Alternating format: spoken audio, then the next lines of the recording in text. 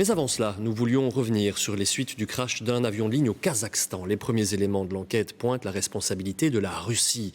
L'avion venu d'Azerbaïdjan aurait été touché par des missiles anti-aériens russes. Moscou dément et renvoie la faute en partie sur des drones ukrainiens. Pierre Bruyne, Esmeralda Labi. Les débris de l'avion fument encore. Les experts récupèrent les boîtes noires, tous les indices permettant de comprendre le crash. Deux thèses s'affrontent. Pour les experts occidentaux, la piste d'un missile anti-aérien russe est à privilégier.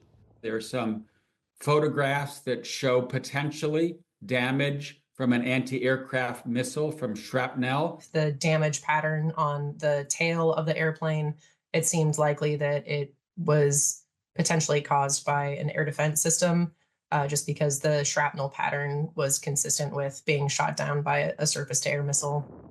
La Russie, elle, réfute cette thèse et affirme ne pas cibler d'appareils civils.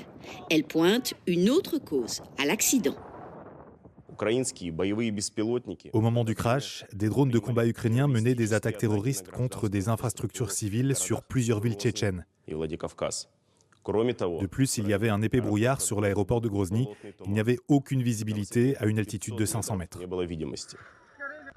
Le porte-parole du Kremlin assure que la Russie coopérera totalement à l'enquête.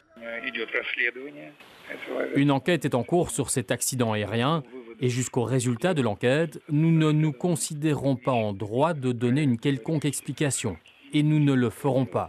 Nous estimons ne pas être habilités à formuler des commentaires à ce sujet.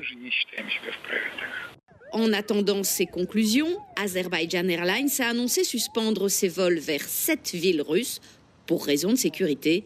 L'appareil transportait 67 personnes, 38 sont mortes, 29 ont survécu.